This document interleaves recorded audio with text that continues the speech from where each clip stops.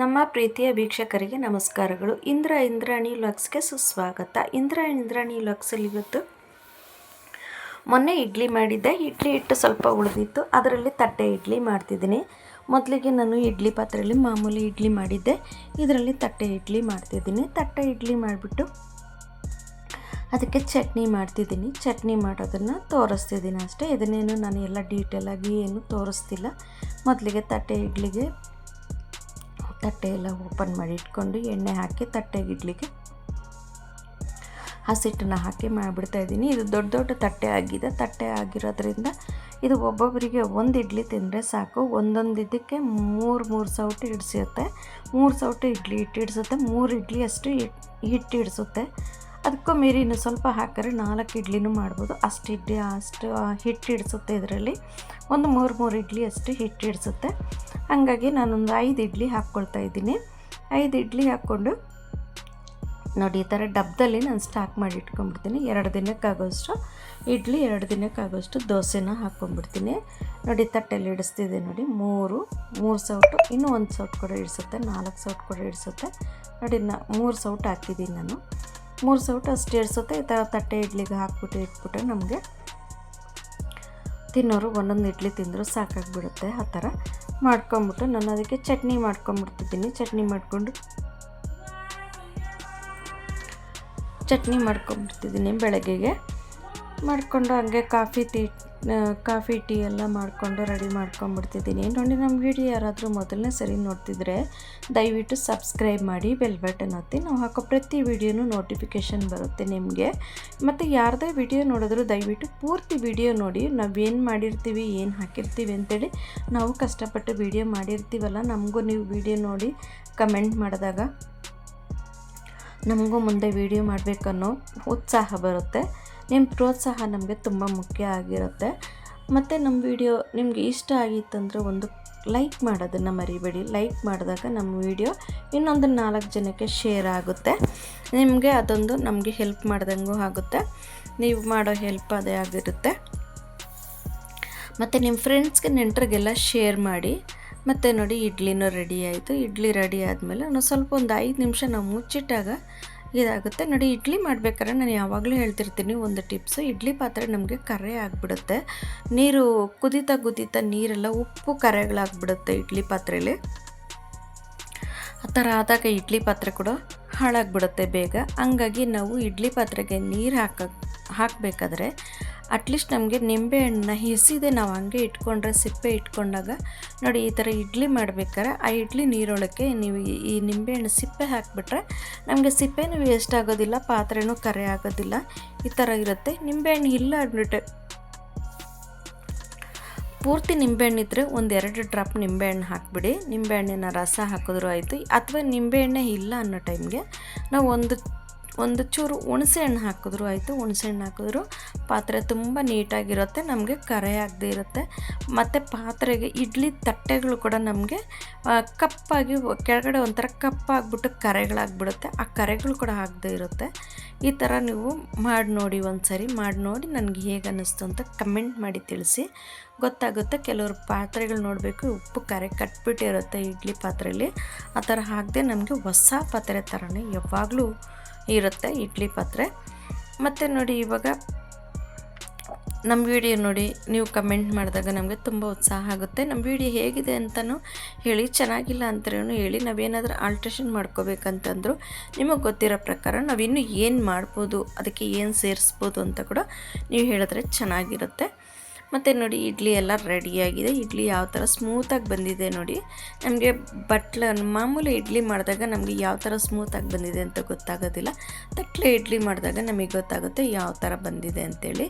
ನೋಡಿ, ಯಾವ ಥರ ಮಡಚ್ಬೋದು ಇಡ್ಲಿನ, ಆ ಥರ ಬಂದಿರುತ್ತೆ.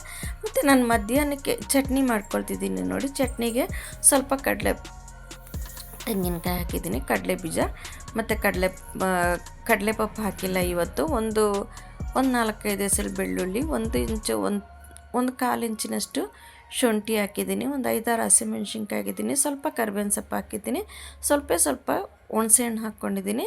ಹುಣಸೆಹಣ್ಣು ಹಾಕ್ಕೊಂಡು ಉಪ್ಪು ಹಾಕ್ಕೊಂಡು ನಾನು ಇದನ್ನು ರುಬ್ಕೊಂಬಂದ್ಬಿಡ್ತಾಯಿದ್ದೀನಿ. ರುಬ್ಕೊಂಬಂದ್ಬಿಟ್ಟು ಇದಕ್ಕೊಂದು ಚಿಕ್ಕ ಒಗ್ಗರಣೆ ಕೊಟ್ಟರೆ ಚೆನ್ನಾಗಿರುತ್ತೆ.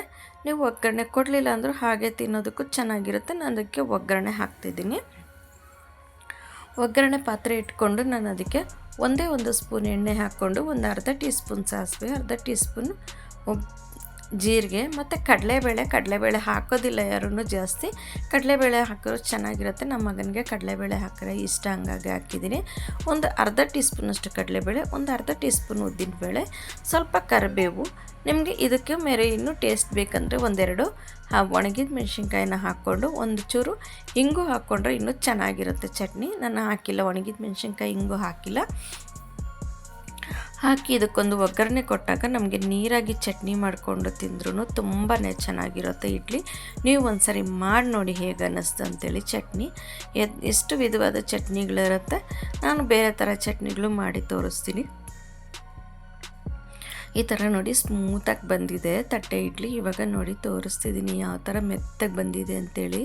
ತೆಗಿಬೇಕಾದ್ರೆ ಗೊತ್ತಾಗುತ್ತೆ. ಇಲ್ಲಿ ನೋಡಿ ಯಾವ ಥರ ಹಂಗೆ ಕದಲ್ತಾ ಇದೆ ಇಡ್ಲಿ. ಆ ಥರ ನಮಗೆ ಈ ಥರ ಬಂದಾಗ ನಮಗೆ ತುಂಬ ಚೆನ್ನಾಗಿರುತ್ತೆ. ಈ ಥರ ಕಟ್ ಮಾಡಿ ನೋಡಿ 4 ಇಡ್ಲಿ ಬರುತ್ತೆ. ಈ ಥರ ಚಿಕ್ಕದಾಗಿ ನಾವು ಮೀಡಿಯಮ್ ಇಡ್ಲಿ ಮಾಡಿದಾಗ 4 ಇಡ್ಲಿ ಬರುತ್ತೆ. ಇದನ್ನು ಇಡ್ಲಿನ ನಾನು ಮಾಡಿ ಎತ್ತಿಟ್ಬಿಡ್ತಾಯಿದ್ದೀನಿ. ಮತ್ತು ಬೇಕಾಗಿರೋರು ತಿನ್ನಲಿ ಅಂತ ಹಾಟ್ ಬಾಕ್ಸಲ್ಲಿ ಹಾಕಿಟ್ಬಿಡ್ತಾಯಿದ್ದೀನಿ. ಹಾಟ್ ಬಾಕ್ಸಲ್ಲಿ ಇಟ್ಬಿಟ್ಟು ನಾವಿವಾಗ ಹಾಟ್ ಬಾಕ್ಸಲ್ಲಿ ಇಟ್ಬಿಡೋಣ. ಹಾಟ್ ಬಾಕ್ಸಲ್ಲಿ ಇಟ್ಬಿಟ್ಟು ನೋಡಿ ಇಡ್ಲಿ ಈ ಥರ ಚೆನ್ನಾಗಿರುತ್ತೆ. ನೀವು ಮಾಡಿ ನೋಡಿ ಹೇಗೆ ಅನ್ನಿಸ್ತು ಅಂತೇಳಿ. ಇಡ್ಲಿ ಮಾಡಿದಾಯಿತು. ಬೆಳಗ್ಗೆನೇ ಎದ್ದು ಇಡ್ಲಿ ಮಾಡ್ಕೊಂಬಿಟ್ಟೆ ಫಸ್ಟೇ. ನಾನು ಇದು 2ನೇ ಸರಿ ಕಾಫಿ ಮಾಡ್ಕೊಳ್ತಿದ್ದೀನಿ. ಟೀ ಮಾಡಿ ಕಳಿಸ್ಬಿಟ್ಟೆ, ಎಲ್ಲ ಆಗಿಬಿಡುತ್ತೆ. ತುಂಬ ವೀಡಿಯೋ ಲೆಂತ್ ಆಗಿಬಿಡುತ್ತೆ ಅಂಥೇಳಿ ನಾನು ಮಾಡೋಕ್ಕೋಗಿಲ್ಲ. ಇನ್ಮೇಲೆ ಪ್ರತಿ ವೀಡಿಯೋನೂ ನಾನು ಡೈಲಿ ಮಾಡೋ ವೀಡಿಯೋನ ಹಾಕಬೇಕು ಅಂತಿದ್ದೀನಿ ಕಂಟಿನ್ಯೂ ಆಗಿ. ನಾನು 3 ಜನಕ್ಕೆ ಮಾತ್ರ ಕಾಫಿ ಮಾಡ್ಕೊಳ್ತಿದ್ದೀನಿ. ನಮ್ಮ ಮನೇಲಿ 6 ಜನ ಇದ್ದೀವಿ. ಆ 3 ಜನಕ್ಕೆ ಕಾಫಿ ಮಾಡ್ಕೊಳ್ತಾ ಇದ್ದೀನಿ. ಇವಾಗ ನನ್ನ ಮಗ, ಇನ್ನೊಂದು ಮಗ, ತಂಗಿ ಮಗ ಇಬ್ಬರು ಎದ್ದಿದ್ದಾರೆ. ನನಗೆ ಮತ್ತೆ ಕಾಫಿ ಮಾಡ್ಕೊಂಬಿಡ್ತಾಯಿದ್ದೀನಿ. ಕಾಫಿ ಮಾಡಿ ಅವ್ರಿಗೆ ಕೊಟ್ಬಿಟ್ಟು ಇನ್ನೂ ಮಧ್ಯಾಹ್ನಕ್ಕೆ ನಾನು ನಿಮಗೆ ಮಿಶ್ರ ಕಾಳುಗಳು ಅಂದರೆ ಕಡಲೆಕಾಳು, ಅವರೆಕಾಳು, ಬಟಾಣಿ ಹಾಕ್ಬಿಟ್ಟು ನಾನು ನೆನೆಸಿಟ್ಟಿದ್ದೆ. 1.5 ಕಪ್ಪಷ್ಟು ಕಾಳು ನೆನೆಸಿದ್ದೆ. ಅದು 3 ಕಪ್ಪಷ್ಟು ಆಗಿದೆ. ಇದಕ್ಕೆ ನಾನೊಂದು ಲೀಟ್ರಷ್ಟು ನೀರು ಹಾಕ್ಕೊಳ್ತಾ ಇದ್ದೀನಿ. ನೀರು ಹಾಕ್ಕೊಂಡು ರುಚಿಗೆ ತಕ್ಕಷ್ಟು ಉಪ್ಪು ಹಾಕ್ಬಿಟ್ಟು ತಿರುಗಿಸ್ಕೊಂಬಿಟ್ಟು, ನಾನು ಸೌಟು ಹಾಕಿಲ್ಲ ಅಂದ್ಕೊಂಬೇಡಿ, ನನಗೆ ಕೈಯಲ್ಲಿ ಅಭ್ಯಾಸ ಆಗೋಗ್ಬಿಟ್ಟು ಅದು ಸೌಟು ಮುಂಚೆ ಬಂದುಬಿಡುತ್ತೆ ಅನ್ನಕ್ಕೆ. ಮತ್ತು ಈ ಥರ ಕಾಳೇನಾದರೂ ಮಿಕ್ಸ್ ಮಾಡಿದಾಗ ನಾನು ಕುಕ್ಕರ್ ವಿಷಲ್ ಬಿಟ್ಬಿಟ್ಟು ಒಂದೇ ಒಂದು ವಿಷಲ್ ತಕ್ಕೊಳ್ತೀನಿ. ನಾನು 3-4 ವಿಷಲ್ ತೆಗಿತಿಲ್ಲ. ಒಂದು ವಿಷಲ್ ತಕ್ಕೊಂಡು ನಾನು ಆಮೇಲೆ ಮಸಾಲೆ ರುಬ್ಕೋಬೇಕಾಗುತ್ತಲ್ಲ ಸಾರಿಗೆ, ಮಸಾಲೆಗೆ ಕಾಳು ಬೇಕು, ಬೆಂದಿರೋ ಕಾಳು ಅಂತೇಳ್ಬಿಟ್ಟು ನೋಡಿ ಒಂದು ವಿಷಲ್ಗೆ ನುಣ್ಣಗಾಗಿಬಿಡುತ್ತೆ. ಇವಾಗ ಇದಕ್ಕೆ ಮಸಾಲೆ ಹಾಕ್ಕೊಳ್ತಾ ಇದ್ದೀನಿ. ಇದಕ್ಕೆ ಒಂದು ದೊಡ್ಡ ಈರುಳ್ಳಿನ ಹಾಕ್ಕೊಳ್ತಾ ಇದ್ದೀನಿ. ಈರುಳ್ಳಿ ಹಾಕ್ಕೊಂಡು ನೋಡಿ ಇವಾಗ ಇದಕ್ಕೆ ನಾನು ಸ್ವಲ್ಪ ಕರ್ಬೇವಿನ ಸೊಪ್ಪು ಹಾಕ್ಕೊಂಡಿದ್ದೀನಿ, ಸ್ವಲ್ಪ ಕೊತ್ತಂಬರಿ ಹಾಕ್ಕೊಂಡಿದ್ದೆ, ಸ್ವಲ್ಪ ಹುಣಸೆಹಣ್ಣು ಹಾಕ್ಕೊಂಡಿದ್ದೆ, ಸ್ವಲ್ಪ ಚಿಕ್ಕದೊಂದು ಟೊಮೆಟೊ ಹಾಕ್ಕೊಂಡಿದ್ದೀನಿ. ಟೊಮೆಟೊ ಹಾಕ್ಕೊಂಡು ತೆಂಗಿನಕಾಯಿ ಹಾಕ್ಕೊಂಡಿದ್ದೀನಿ. ತೆಂಗಿನಕಾಯಿ ಹಾಕ್ಕೊಂಡು